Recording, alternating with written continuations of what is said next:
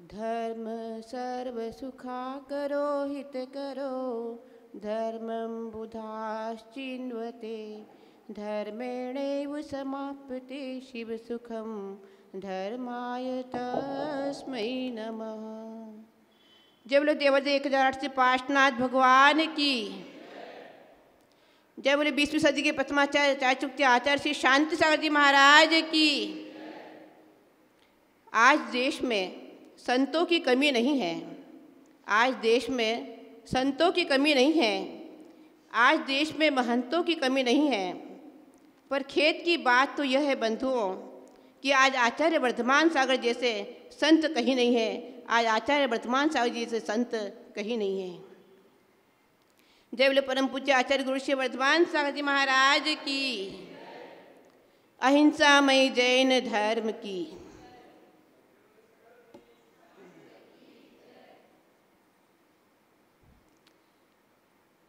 पिछली बार हमने आपको बताया था बंधुओं मेरी भावना के बारे में। मेरी भावना की प्रथम 4 पंक्तियों में किसके स्वरूप का वर्णन है आप लोगों ने सुना था? क्या कोई बता सकता है इसमें से कि हमने किसके स्वरूप का वर्णन बताया था उसमें आपको प्रथम 4 पंक्तियों में?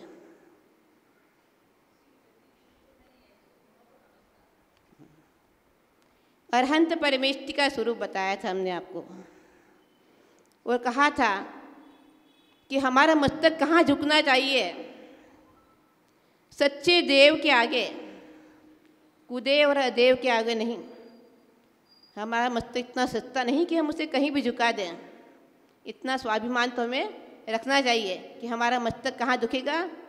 जो बीतरागी है, सर्वज्ञ है और हितोपदेशी है, उनके आगे ही ऐसे अरहंत परमेष्टि भगवान हैं, उनके आगे ही हमारा मस्तक झुकना चाहिए। और इसके विपरीत कौन है? तो कुदेव है और अदेव। कुदेव का स्वरूप क्या है? अभी आप संध्याकालीन वाचना में मुनिश्री हितेन साजी के मुखारविंद से छेड़ाला के बारे में सुन रहे हैं। उसमें आपको दूसरी ढाल में बताया जाएगा कि कुदेव का स्वरूप क्या है। पंडित दौलत राम जी ने कुदेव का स्वरूप बतलाते हुए कहा है, जे राग देश मल करि मलिन वनिता गदादि जुत चिन्ह चीन ते है कुदेव तिन की जुसेव षट कर तन तिन भव भ्रमण छे। कैसे है कुदेव? जो राग देश रूपी मल से मलिन है और स्त्री गदा आदि चिन्ह से युक्त होते हैं, ऐसे देव कुदेव कहलाते हैं। और इनकी सेवा करने का क्या फल मिलता है? संसार का परिभ्रमण। इनकी सेवा करने से कभी भी संसार का क्षय नहीं होगा। और अदेव में कौन है? आप लोग कभी कोई कुएं की पूजा करता है, कोई देहरी की पूजा करता है, कोई घट्टी की पूजा करता है, तो ये सब क्या है? कोई पीपल के वृक्ष को पूजता है, कोई बड़ के वृक्ष को पूजता है, मन्नतें मानता है कि हमारी ये मन्नत पूरी हो जाए, हमारी इच्छा पूरी हो जाए, करते हैं ना आप लोग। तो ये सब क्या है? अदेव है। इनकी भक्ति पूजा आराधना से भी हमें कुछ फ़ायदा होने वाला नहीं है, बल्कि हमारा मिथ्यात्व का पोषण होगा। और आप लोग जानते हैं मिथ्यात्व कर्म कितने कोटि का बनता है? इसकी उत्कृष्ट स्थिति है 70 कोड़ा कोड़ी। तो 70 कोड़ा कोड़ी तक आपको कर्म का फल भोगना होगा। इतने समय तक आपको संसार परिभ्रमण आपका छूटेगा नहीं। जब तक मिथ्यात्व है तब तक आपको संसार में परिभ्रमण करना होगा। जब आप सम्यक रूपी रत्न को प्राप्त करेंगे तभी आपका यह संसार अनंत संसार घटकर अर्धपुद्गल प्रवर्तन काल शेष रहेगा। तो बंधु, इस मिथ्यात्व का त्याग करके हमें क्या प्राप्त करना है? सम्यक दर्शन को प्राप्त करना है। वो किसकी पूजा करना है? सच्चे देव की पूजा करना है। आगे उन्होंने मेरी भावना में सच्चे देव के बाद सच्चे गुरु का स्वरूप बताया है। सच्चे गुरु कैसे होते हैं? तो इस संबंध में हम आपको एक कथानक सुनाते हैं। राजा बलि का नाम आपने सुना होगा। उनका यह नियम था कि मैं सच्चे देव शास्त्र गुरु के आगे किसी के आगे मस्तक नहीं झुकाऊंगा, मैं किसी को भी नमस्कार नहीं करूंगा। जो सच्चे देव है उन्हीं को नमस्कार करूंगा, जो सच्चे गुरु है उन्हीं को मैं नमस्कार करूंगा। तो एक बार किसी दुर्जन व्यक्ति ने, जो दुष्ट प्रवृत्ति के होते हैं, जो अच्छी बातों को पसंद नहीं करते हैं, ईर्ष्या करते हैं, द्वेष करते हैं गुणों को देखकर व्यक्ति के, तो उसने रावण से कहा कि आपके दरबार में राजा बलि आते हैं और वो आपको नमस्कार नहीं करते हैं। तो रावण को बहुत क्रोध आया। उसने राजा बलि के प्रति अपना बैर बांध लिया। कहते बैर कभी नहीं मानना, कई जन्मों तक इसका फल भोगना पड़ता है।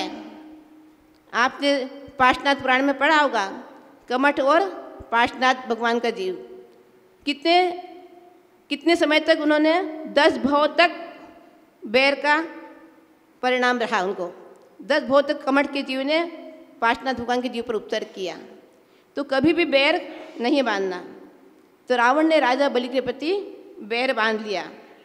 राजा बलि के हाथ में अंगूठी थी, उसमें वह पार्श्वनाथ भगवान की फ़ोटो लगाते थे। तो वो जब भी नमस्कार करते थे तो उस फोटो को में रखे भगवान पार्श्वनाथ को नमस्कार करते थे। उन्होंने रावण से कहा कि राजन में राजपाट वैभव संपदा सब कुछ छोड़ सकता हूँ, आप जो कहे सब छोड़ सकता हूँ, किंतु कुगुरु और कुदेव के सामने मैं अपना मस्तक नहीं झुकाऊंगा। कुछ समय के पश्चात क्या होता है, राजा बलि दीक्षा ले लेते हैं और वे मुनि बन जाते हैं। मुनि बनकर वो एक दिन कैलाश पर्वत पर तपस्या कर रहे थे। तभी क्या होता है, रावण का विमान आता है और वो विमान आकर वहाँ पर रुक जाता है। तो रावण सोचता है कि मेरा विमान क्यों रुका है, किसने रोका मेरे विमान को। जब उसे पता चलता है कि यहाँ पर बाली मुनि तपस्या कर रहे हैं और उनके कारण ही मेरा विमान रुका है।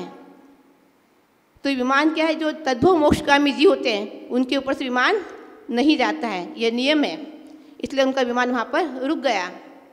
फिर रावण विमान से उतर के नीचे आता है, देखता है कि ये वही दुष्ट व्यक्ति है जिसने पूर्व में ही मुझे नमस्कार नहीं किया और आज इसके कारण ही मेरा विमान यहाँ पर रुक गया है। इसको इतना अहंकार है, इतनी मान कषा है, मुनि बन गया फिर भी इसको मान कषाई नहीं गई। तो कहता कि मैं अभी इस पर्वत को उठाकर फेंकता हूँ, देखता हूँ कौन बचाने वाला है। अब मुनिराज तो अवधि ज्ञानी थे, उन्होंने जान लिया उसके मन में मतलब कि क्या चल रहा है। तो उन्होंने लगा कि इतने सारे जीवों की हिंसा हो जाएगी, अगर इन्होंने पर्वत उठा के फेंक दिया तो कितने जीव मर जाएंगे। तो ये सोच कर उन्होंने अपने पाँव का अंगूठा दबाया। उससे क्या हुआ, पर्वत दबने लगा और रावण उसके नीचे दबने लगा। जब वो दबने लगा तो चिल्लाया, बचाओ बचाओ बचाओ, और ज़ोर ज़ोर से रुदन करने लगा। तब उसका नाम क्या पड़ा, रावण। उस समय उसका नाम रावण पड़ा।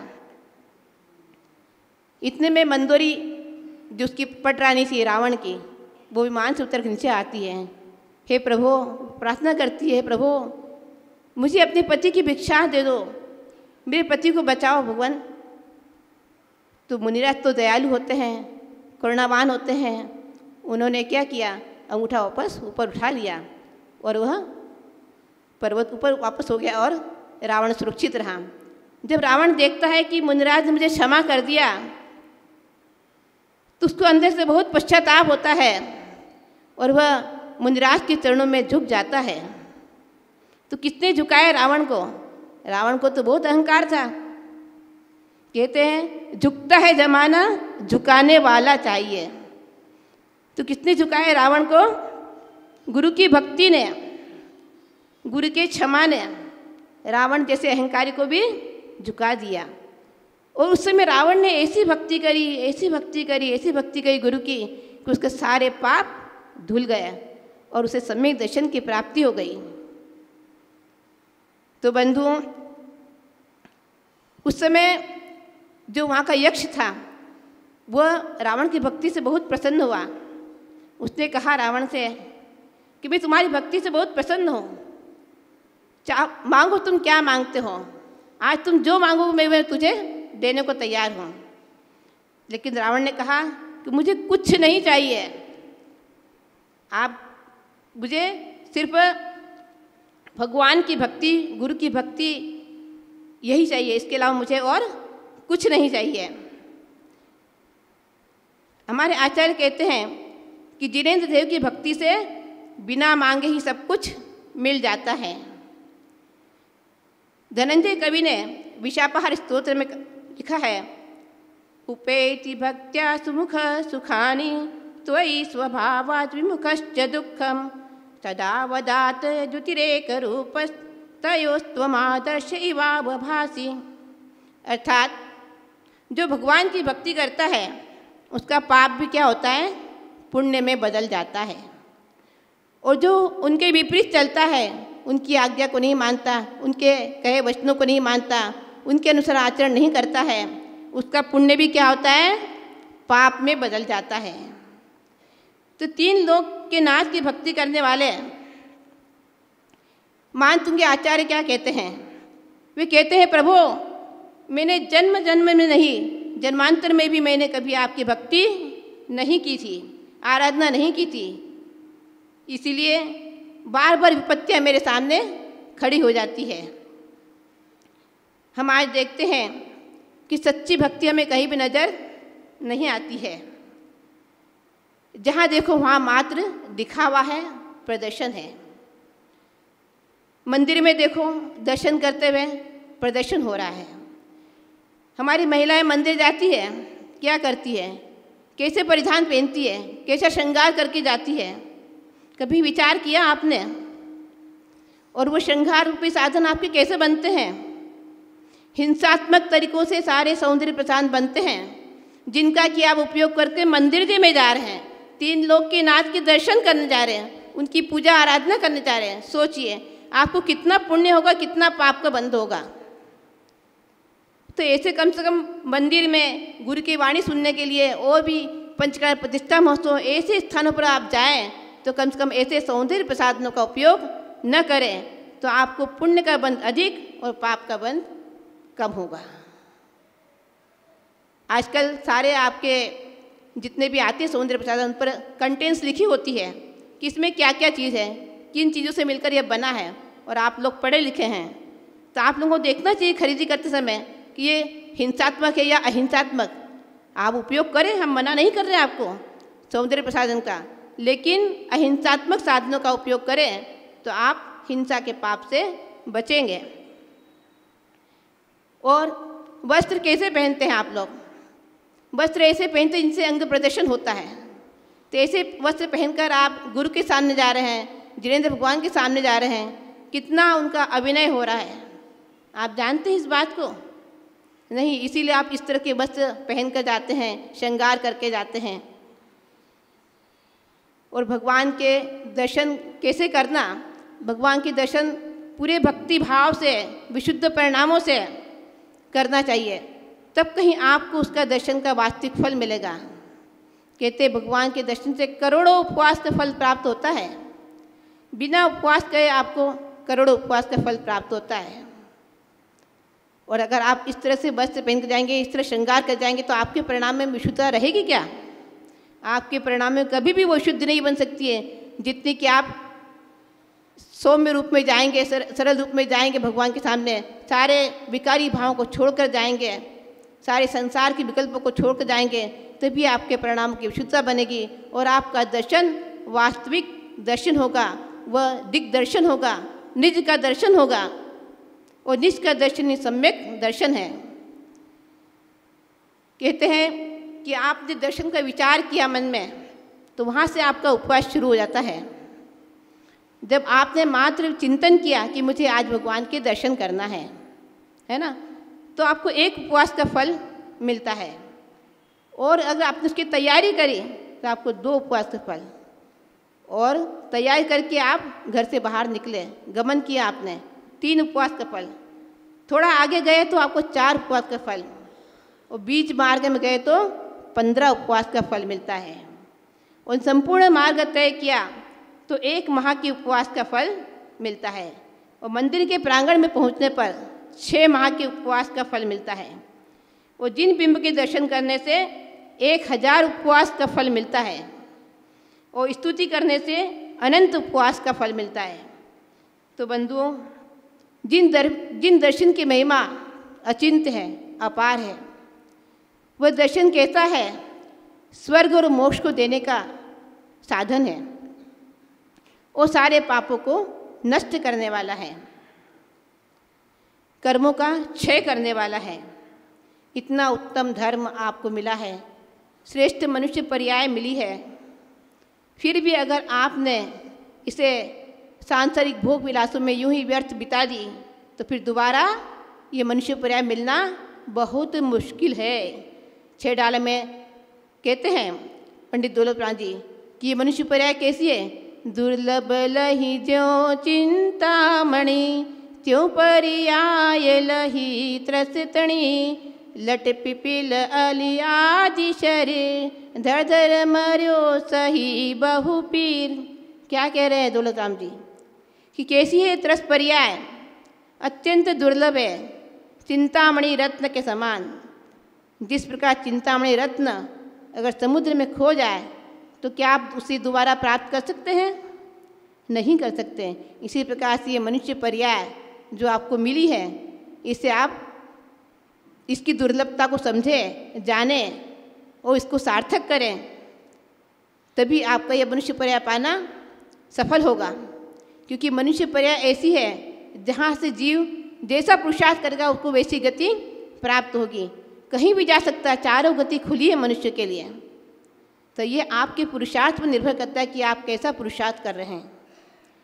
आपका पुरुषार्थ नरक गति में जाने का है, या देव गति में जाने का है, या तिरंत गति में जाने का है, या मनुष्य गति में जाने का। कहाँ का पुरुषार्थ कर रहे हैं, कैसे कर्मों का आश्रय आपको हो रहा है, कौन से कर्मों से कौन सी गति प्राप्त होगी। आपने तत्वार सूत्र में पढ़ा होगा, आचार्य उमा स्वामी ने तत्वार सूत्र के 6ठे अध्याय में बताया है किन किन कांड से किन किन कर्मों का आश्रय होता है, कैसा कैसा बंध होता है। अगर नहीं पढ़ा है तो आप एक बार उसे देखिए और समझिए, कोशिश कीजिए कि हमें कैसे कर्म का बंध हो रहा है। कर्म तो आपको प्रतिक्षण हो रहा है, कर्म का बंध आपको प्रतिक्षण हो रहा है। एक आयु कर्म को छोड़कर शेष 7 कर्म का बंध आपको हर समय हो रहा है। लेकिन कौन से कर्म का बंध हो रहा है, हम इस बात पर विचार करें। अशुभ कर्म बंध रहे हैं या शुभ कर्म बंध रहे हैं। हमको अभी क्या करना चाहिए, अशुभ से हटकर शुभ में लगना है तो हमें शुभ का बंध होगा, नहीं तो निरंतर अशुभ का बंध हो रहा है, पाप का बंध हो रहा है, जो कि हमें संसार में परिभ्रमण कराने वाला है। इससे हमारे संसार का कभी अंत नहीं होगा। इसलिए हमें ऐसे कार्य करना जिससे हमें शुभ आश्रय हो, शुभ बंध हो। जैसे अभी आप यहाँ बैठे हैं, गुरु की वाणी सुन रहे हैं, तभी आप शुभ में बैठे हैं। यहाँ आपको जो भी आश्रय हो रहा है, बंध हो रहा है, वो सब शुभ हो रहा है। अशुभ से अभी आप दूर हैं। एक बार एक व्यक्ति आया, वो कहता है माता जी मैं प्रतिदिन मंदिर जाता हूँ, वो भगवान के दर्शन करता हूँ, उनकी खूब पूजा करता हूँ, भक्ति करता हूँ, फिर भी मेरे कष्ट दूर क्यों नहीं होते हैं, मेरे दुख दूर क्यों नहीं हो रहे हैं। भगवान की भक्ति तो मेरे को कष्ट दे रही है, दुख दे रही है। तो बंधु हम आपसे पूछना चाहते हैं, क्या भगवान किसी को दुख या सुख दे सकते हैं क्या? भगवान किसी के कर्ता हैं क्या? आपके जीवन के कर्ता क्या भगवान है क्या? अपने कर्मों का कर्ता जीव स्वयं है। भगवान किसी को न तो सुख देते हैं न दुख देते हैं। जो भी आपको सुख दुख मिल रहा है वह सब आपके कर्मों के अनुसार मिल रहा है। कोई भी किसी को न सुख दे सकता है न दुख दे सकता है। आचार्य अमितगति देव ने 12 भावना में कहा है, निजार्जितं कर्म विहाय देहिनो न कोऽपि कस्यापि ददाति किंचन विचार्यन्नेव मनन्य मानस परो ददाति मुच्यसे मुषिम। क्या कह रहे हैं? अपने निजार्जित कर्म विहाय देहिनो, अपने कर्म को छोड़कर अन्य कोई भी आपको सुख दुख नहीं देता है। आप स्वयं आपके कर्मों के कर्ता हैं, कोई भी आपका अन्य कर्ता नहीं है। इसलिए बंधुओं, हम यदि अज्ञानतावश मिथ्यात्व का पोषण कर रहे हैं तो हमें उस मिथ्यात्व का त्याग करना चाहिए। आचार्य शांति सागर जी ने मिथ्यात्व का उन्मूलन करने के लिए जैनवाड़ी में बहुत अधिक पुरुषार्थ किया था उन्होंने। तो इस तरह से हमें भी अपने जीवन में मिथ्यात्व का त्याग करके क्या करना चाहिए, सम्यक दर्शन को प्राप्त करने का पुरुषार्थ करना चाहिए ताकि हम इस संसार भ्रमण से छूट सकें और सच्चे देव, सच्चे शास्त्र, सच्चे गुरु की पूजा भक्ति आराधना करनी चाहिए, क्योंकि उनकी भक्ति ही हमें मुक्ति के द्वार तक पहुंचाएगी। जो बोले परम पूज्य आचार्य गुरु श्री वर्धमान सागर जी महाराज की जय।